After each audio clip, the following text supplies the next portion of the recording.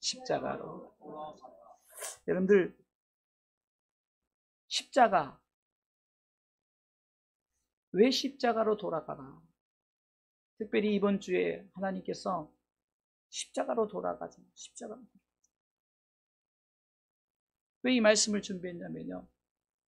여러분들 십자가, 그냥 외형적인 십자가, 그냥 우리가 추상적으로 아는 십자가, 이런 십자가가 아닌 진정한 십자가가 무엇인가를 우리가 알고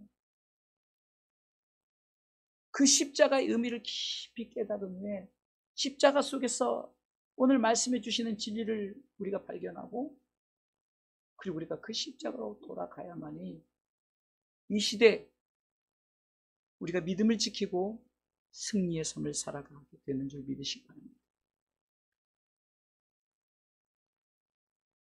성경은 십자가의 길을 가라고 명령합니다.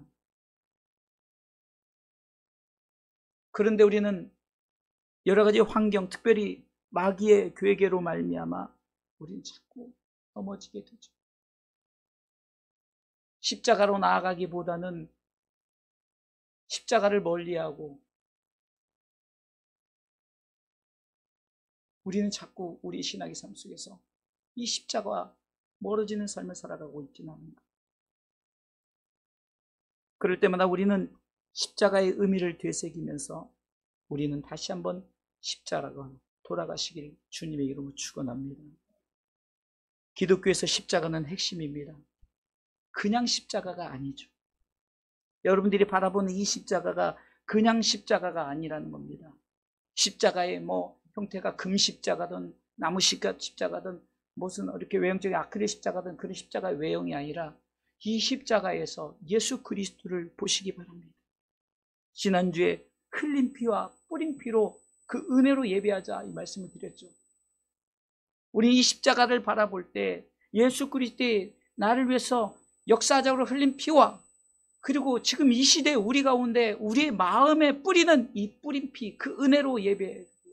그 십자가의 의미를 바로 알고 그 십자가를 바라볼 때마다 예수님 나를 위해서 십자가에 달려 돌아가심을 우리가 생각하면서 그 십자가로 돌아가시길 주님의 이름으로 축원합니다. 따라 사시기 바랍니다. 십자가는 예수님이십니다. 그렇습니다. 우리 십자가를 통해서 예수님을 바라보세요.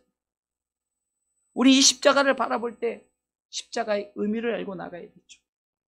십자가의 의미를 알고 나아갈 때 우리는 승리하게 되는 줄 믿으시기 바랍니다. 자, 먼저 여러분들 이 십자가를 한번 바라보세요. 화면에 십자가 보이죠? 십자가를 바라보세요. 뭐가 보입니까? 각자 보는 것이 다르겠지만 제일 먼저 중심을 보시기 바랍니다. 바로 만나는 지점이죠. 우리는 그 지점을 크로스라고 합니다. 만나는 지점입니다. 영어로 십자가가 크로스입니다. 제일 먼저 십자가는 누구를 위한 것인가를 알아야 됩니다. 첫 번째는 나를 위한 십자가인 것을 믿으시기 바랍니다. 나를 위한 것이. 십자가를 바라볼 때 이 십자가가 누구를 위한 것인가? 나를 위한 십자가입니다. 따라 사시기 바랍니다. 십자가는 나를 위한 것입니다. 자, 이왕이면 두 손을 가슴에 안고 십자가는 나를 위한 것입니다. 누구를 위한 거라고요? 나를 위한, 남을 위한 게 아니에요. 이 사람 저 사람 위한 것이 아니라 나를 위한. 여러분, 우리가 신앙생활할 때 왜 십자가를 멀리합니까? 이 십자가가 나를 위해서 주신 십자가인지를 모르기 때문에. 그냥 우리는 신앙생활하다가 누구 때문에 신앙생활 못해, 누구 때문에 힘들어, 누구 때문에 어려워, 이것이 아니에요. 신앙생활은 이 십자가를 바라보면서 나를 위한 십자가이다. 나를 위한 십자가. 그렇다면 이 십자가 나를 위한 것이라면 내가 먼저 이 십자가를 받아들이시길 주님의 이름으로 축원합니다. 그럼 이 십자가의 깊은 의미 속에서 아까 예수님이라고 그랬죠. 예수님 자체 그분은 복음입니다. 그러니까 나를 위한 것이라면 이 복음, 이것을 받아들여야 되죠. 여러분, 복음을 받아들였다면 십자가를 우리가 항상 가까이 할 수 있는 거예요. 복음을 받아들인 자에게 요구하는 것이 무엇입니까? 그러면 너 십자가를 져라. 십자가를 지라고 말했죠. 마태복음 16장 24절에 예수님께서는 야 정말 제자의 길을 가려느냐? 이 십자가의 길을 가려느냐? 그러면 이 십자가 네가 져야 될 십자가 네가 져라. 한번 읽어보겠습니다. 이에 예수께서 제자들에게 이르시되 아무든지 나를 따라오려거든 자기를 부인하고 자기 십자가를 지고 나를 쫓을 것입니다. 자기 십자가가 있는 남의 십자가가 아닙니다. 내가 져야 할 십자가.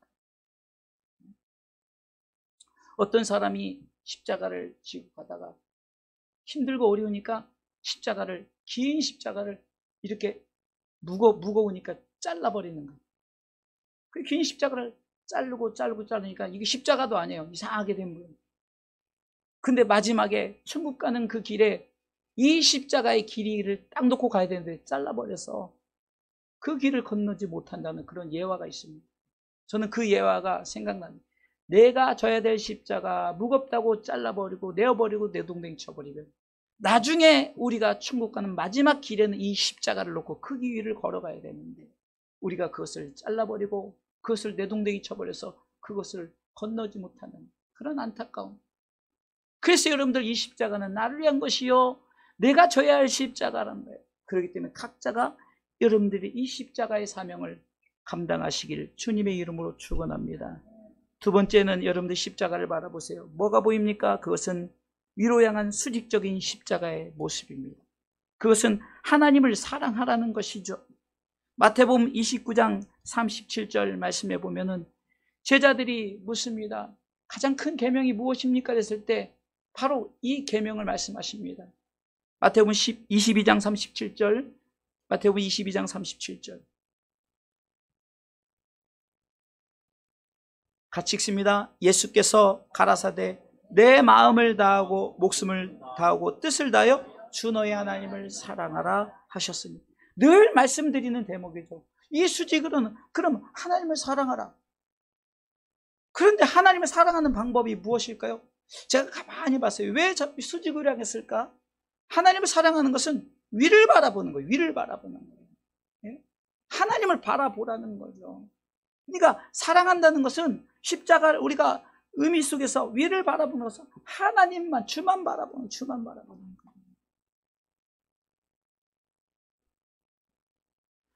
우리는 십자가를 생각할 때 하나님을 사랑함이 무엇인가 너무 간단하죠. 그냥 위 바라보면 돼요. 주만 바라보면 되죠. 그 성경은 골로새서 3장 1절과 2절을 통해서 위를 바라보라는 거예요. 위를 바라는 거예요. 하나님을 바라보라. 같이 읽습니다. 그러므로 너희와 그리스도와 함께 다시 살리심을 받았으면 위의 것을 찾으라. 거기는 그리스도께서 하나님 우편에 앉아 계시느니라. 보라는 거예요. 2절 보겠습니다. 읽습니다. 위의 것을 생각하고 땅의 것을 생각하지 말라. 하나님을 사랑하는 것은 위를 바라보는 거예요. 왜요? 예수님이 나를 위해서 1절 말씀 나를 위해서 내가 그리스도와 함께 다시 살리심을 받았다면 이제는 위의 것 위를 바라보라는 거죠. 이스라엘 백성들이 출애굽을 하고 첫 번째 만난 관문이 뭡니까? 홍해죠. 양쪽에 산이 막혀 있고 앞에는 넘실거리는 홍해로 물로 가득 찬 그 홍해가 있고 뒤에는 애국 철병거들이 쫓아오고 있어요. 앞에도 진퇴양난이죠. 그런데 어디는 열렸죠? 하늘은 열렸어요. 할렐루야. 그래서 모세를 통해서 위를 보고 기도했더니 하나님께서 홍해의 길을 열어주신 줄 믿으시기 바랍니다. 여호사밧 유대 왕이 외국 연합군이 쳐들어왔어요. 그는 이렇게 기도합니다. 하나님, 나는 저들을 대적할 능력도 없어요. 나는 아무 능력도 없고 힘도 없고 아무것도 없어요. 그러니까 나는 주님만 바라봅니다. 그랬더니 하나님께서 그래? 그러면은 성가대를 앞세우고 내가 지시한 대로 행해. 그 성가대를 앞세우고 나가서 찬송했더니 지들끼리 싸워서 전쟁이 끝나버린 거예요. 손 하나 까딱도 안 하고. 이런 기적의 역사가 주를 바라볼 때 주만 바라봅니다. 주만 바라봅니다. 주님만 바라보시기를 주님의 이름으로 축원합니다. 세 번째는 십자가를 바라보세요. 뭐가 보입니까? 이제 수평적인 관계가 보이죠. 아까 읽었던 마태복음 22장 39절에는 둘째 계명을 말합니다. 첫째는 위를 바라보라, 하나님을 사랑하라. 두 번째는 이웃을 사랑하라 하죠. 읽어보겠습니다. 둘째는 그와 같으니 네 이웃을 네 몸과 같이 사랑하라 하셨으니. 이웃을 사랑한다. 제가 한번 생각해요. 이웃을 사랑하는 것은 무엇일까? 그냥 육적인 도움을 주고 그냥 사랑하니까 이것도 채워주고 저것도 채워주는, 이것이 아닙니다. 이것은 후자예요. 이웃을 사랑하는 것은 바로, 저는 이웃 사랑 대신 영혼 사랑이라고 넣었으면 좋겠어요. 하나님 사랑, 영혼 사랑. 여러분들, 영혼이라고 생각하면은 우리가 어떻게 그냥 물질적인 도움이 아니라 영적인 도움이 뭐죠? 복음을 전하는 것이죠. 복음을 전하는 거예요. 우리가 누군가의 복음을 전했다면, 누군가에게 복음을 전했다면 그 복음을 받아들인 자는 영적으로 수지 맞은 거예요. 가장 큰 축복을 받은 줄 믿으시기 바랍니다. 우리 청년들이 이렇게 한 명씩 전도해서 계속해서 함께 나누고 함께 예배드리고, 여러분들 지금은 모르지만 나중에 천국 가서, 물론 우리가 서로 알아보지 못하겠지만 그냥 재밌게 표현한다면 천국 가서 전도한 사람이, 그러니까 내가 전도당한 사람이 전도한 사람 앞에 당신께 너무 감사해, 당신께 너무 감사해, 당신이 나에게 예수 그리스도를 소개하지 않았다면 내가 이 천국에 오지 못했을 텐데. 이 수평을 바라볼 때 이웃, 단순 이웃사랑 무조건 행해주고 무조건 이것이 아닙니다. 복음입니다. 육적인 도움이 아니라 영적인 도움을 줘야 되는 거죠. 그것이 바로 복음이라는 거예요. 누가복음 10장 38절로 39절에 보면은 강도 만난 자, 사마리아로 내려가다 강도 만난 자에 대한 비유를 하면서 진정한 그 자비를 베푼 자가 누구인가를 예수님께서 저들에게 고백하게 합니다. 누가복음 10장 38절에 보니까 36절, 6절부터 보겠습니다. 누가복음입니다. 읽어보겠습니다. 네 의견에는 이 세 사람 중에 누가 강도 만난 자의 이웃이 되겠느냐?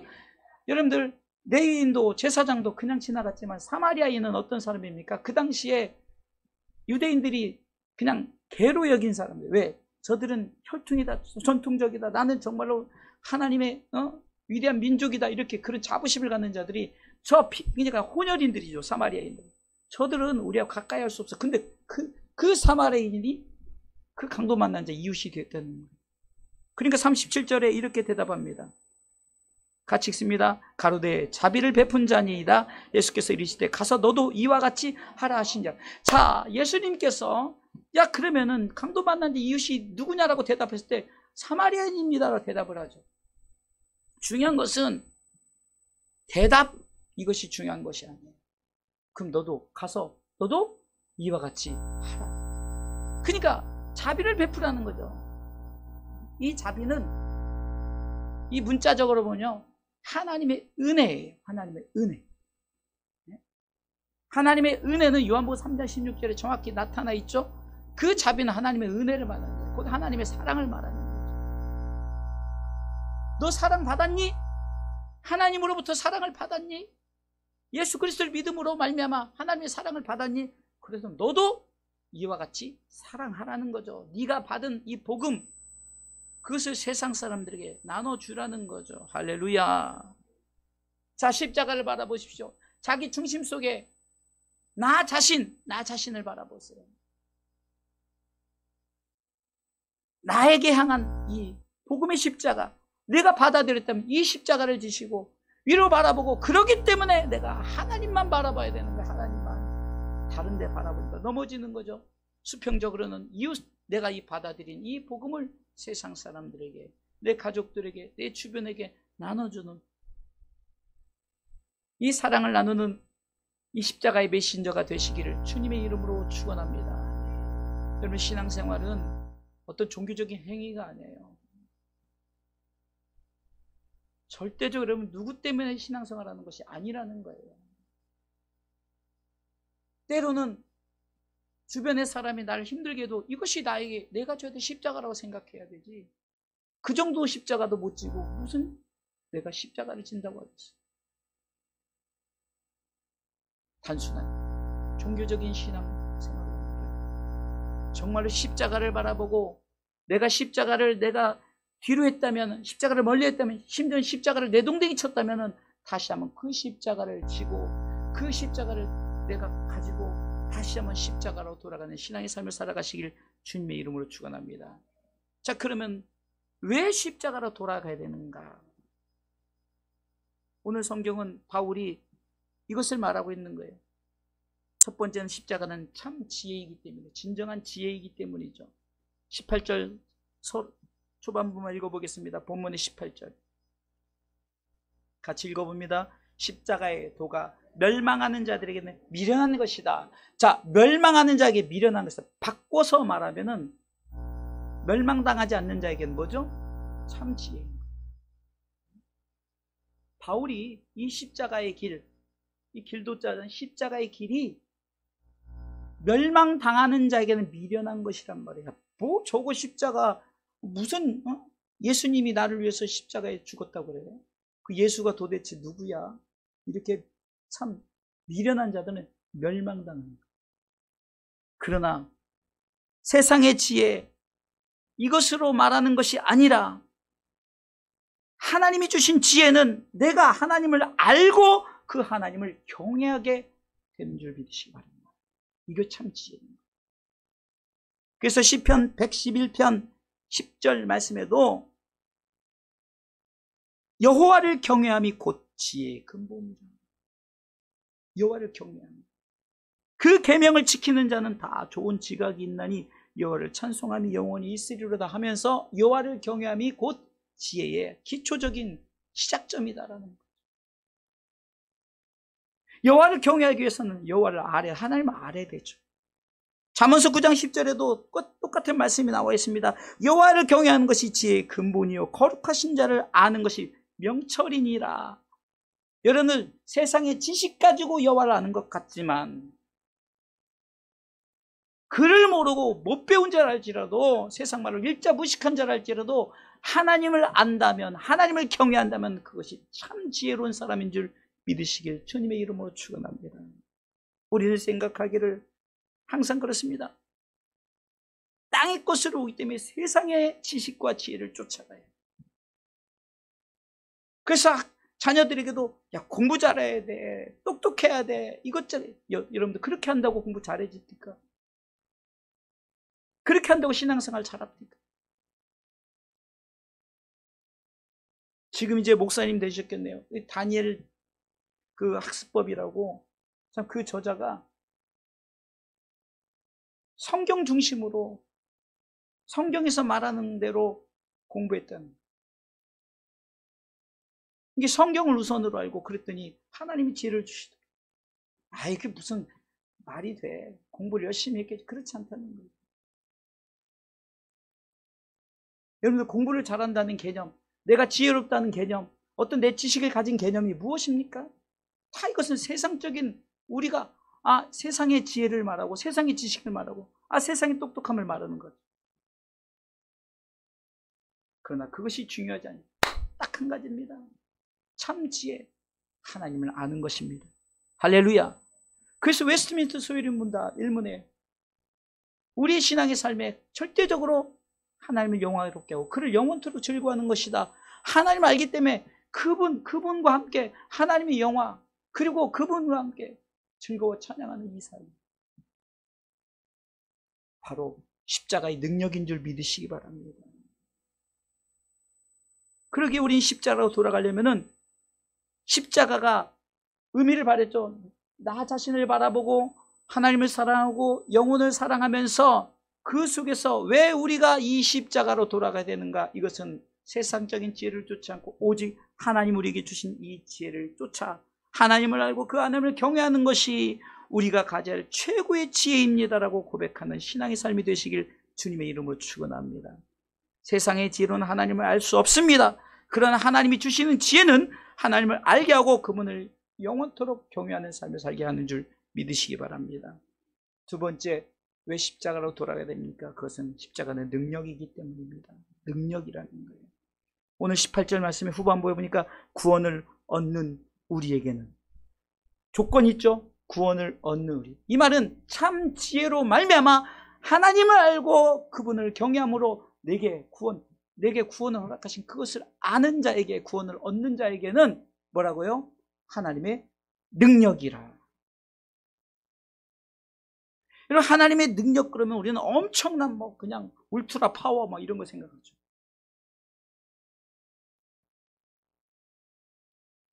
우리가 십자가의 의미를 알고 십자가를 통해서 주시는 참죄가 무엇인가를 안다면은 십자가가 무엇이 능력인가를 우리는 알 수 있을 것입니다. 진정한 능력자는 십자가 앞에서 자신을 드리는 자라는 거죠.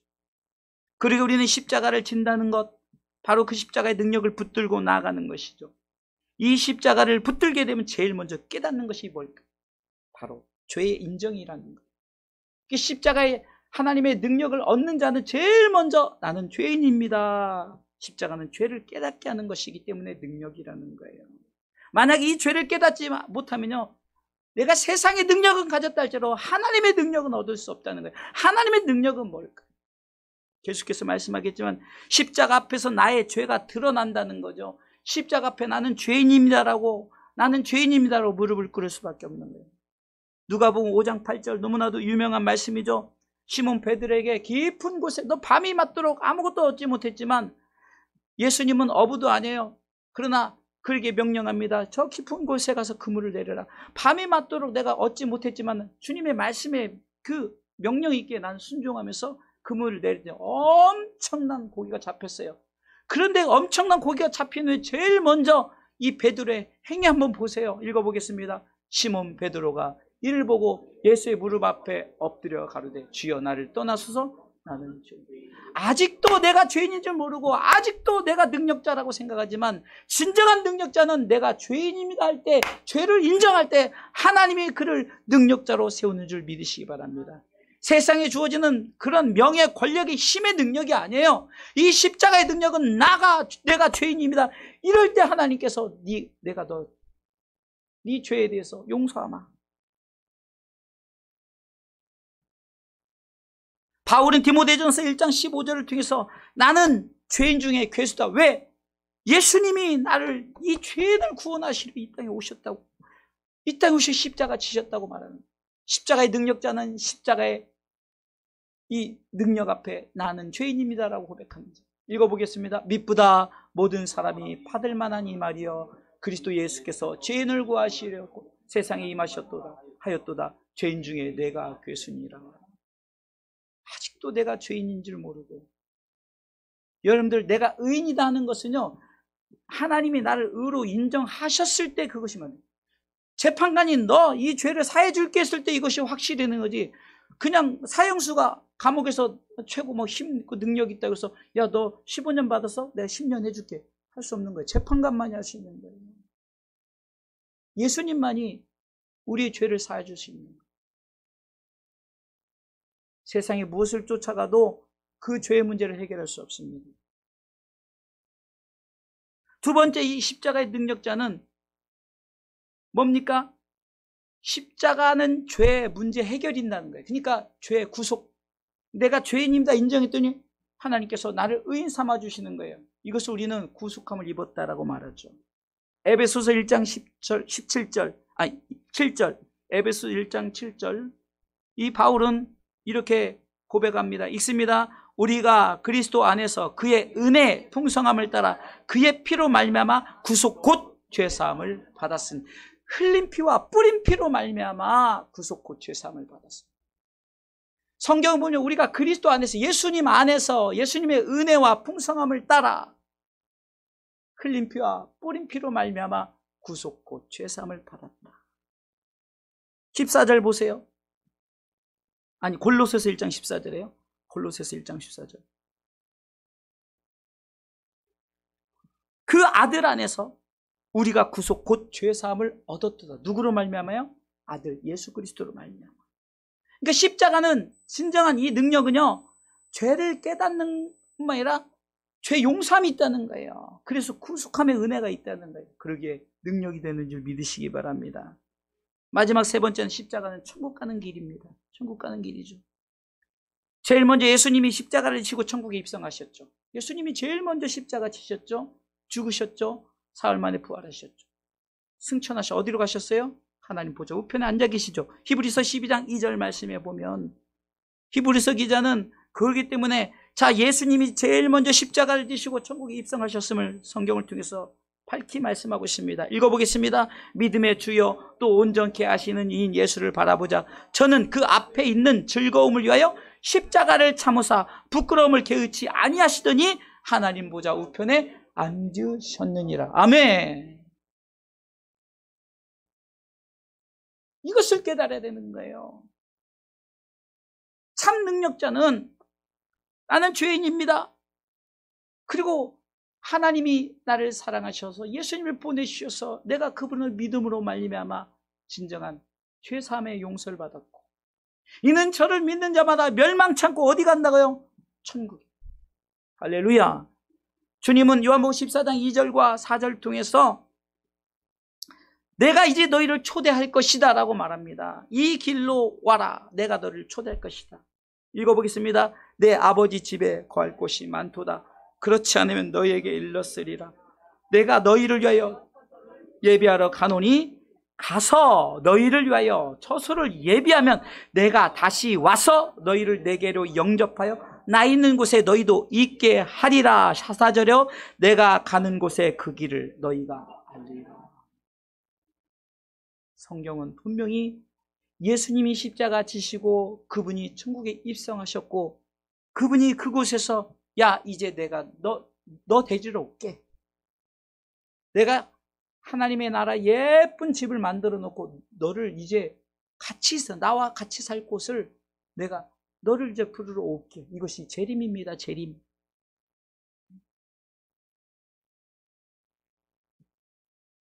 저는 설교를 할 때마다 왜 십자가가 이렇게 중요한가? 결국은 십자가는 천국으로 인도하는 길인 줄 믿으시기 바랍니다. 나 자신을 위해서 오셨고 그렇기 때문에 내가 그분의 하나님을 사랑한다는 것은 그분을 바라보고 수평이라는 것은 내가 그 받은 은혜 이제는 복음을 나눠주는 이 영혼 사랑 이런 자에게는 이것이 바로 참 지혜구나. 이것이 세상의 지혜가 아니 이것이 중요하구나라고 깨닫는 것이 참 지혜예요. 그걸 하나님의 능력자는 나는 죄인입니다. 그 죄로 인해서 죄 용서함을 받았고 이 용서함 받은 자가 가야 될 나라가 하나님의 나라임을 아는 자가 진정한 능력자인 줄 믿으시기 바랍니다. 만약에 세상의 능력자가 능력이라면 여기에 능력자가 누가 있겠냐고요. 다 가난하고 다 힘들고 다 어렵고 뭐 우리 주사람께 무슨 국회의원이 있어요. 어떤 뭐 큰 부자가 있어요.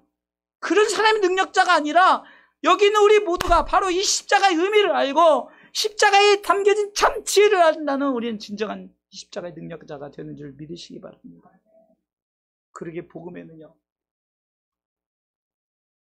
빈부격차가 없어요. 나이 상관없어요. 외모 상관없다니까요. 장애 비장애 상관없어요. 자꾸 우리가 그런 쪽 세상의 것으로 바라보니까 비교되고 이렇게 하고 저렇고 컴플렉스를 이게 여러분들 사울 컴플렉스가 뭡니까? 왕인데도 왜 자꾸 다음 같이 이 왕 될 사람을 시기하고 질투하고 죽이려고 하고 우리 왕이라니까요. 네? 주변에 같이 이번 금요일날 강하고 담대함에 대해서 이 의미를 두세요. 하나님이 어차피 우리 모두에게 강하고 담대하라고 명령했어요. 이것을 너에게 이름은 요한복음 16장 33절에 이것을 너에게 이름은 너희를 세상에서 환난 당하나 담대하라. 내가 세상을 이미 이겼노라. 그런데 이것은 당연한 거예요. 하나님 우리에게 담대하라는 건 당연한데 요호서 1장의 마지막 절에 보니까 백성들이 담대하십시오. 담대하십시오. 그래서 그렇게 기도했어요. 우리 성도들 간에 서로 위로합시다. 서로 강하고 담대합시다. 이렇게 서로 위로하고 함께하고 서로 축복하고 서로 이렇게 나눠야 되지. 왕이 왜 같이 왕권을 누릴 자들에게 그것을 잡아먹고 뭐 그거 아니 이 세상의 모든 것 아니 하나님 나라의 모든 것을 누린 것은요 이것은요 무한한 거예요. 근데 그거 같이 누리면 되는데 사울 컴플렉스가 뭐라고요? 내가 다 독차지하려고 그래요. 이미 십자가의 의미를 통해서 우리가 이 수평적으로 영혼을 사랑하는 복음을 전하는 그런 사람들은 같이 나누는 거예요. 함께 하는 거예요. 할렐루야. 우리 주사람께는 서로 함께 하시길 주님의 이름으로 축원합니다. 그래서 복음은 나누는 거예요. 결론적으로 말씀을 드립니다. 십자가로 돌아가는 것은 제일 먼저 십자가의 의미를 알아야 되죠. 첫 번째, 내가 져야 할 십자가, 복음을 받아들이는 것. 두 번째, 하나님만 바라봐야 할 십자가, 하나님을 사랑하는 것. 세 번째, 이웃을 사랑하는 십자가, 진정한 사랑은 복음을 전하는 것이에요. 이 십자가로 돌아가면 첫 번째, 하나님을 알고 하나님을 경외하는 참 지혜론자가 되는 줄 믿으시기 바랍니다. 두 번째, 진정한 하나님의 능력을 체험한다는 것은 죄를 인정하고 죄의 용서함을 받고 하나님 나라에 들어가는 거예요. 이것을 같이 공유하는 거예요. 이것을 같이 나누는 것이 진정한 지혜요, 진정한 능력자. 그러기에 우리는 십자가로 돌아가시기를 주님의 이름으로 축원합니다. 여러분들 십자가가 혹시 잘라 먹은 거 있다면 어떻게 돌아간다는 것은 갖다 붙여야죠. 행위적인 갖다 붙임이 아니라 그냥 돌아가면 다시 우리에게 주신 이 십자가가 그냥 바라볼 때는 우리가 고난만 있는 것 같지만 현재의 고난은 로마서 8장 18절에 현재의 고난은 장차 우리에게 나타날 영광과 좋게 비교할 수 없다.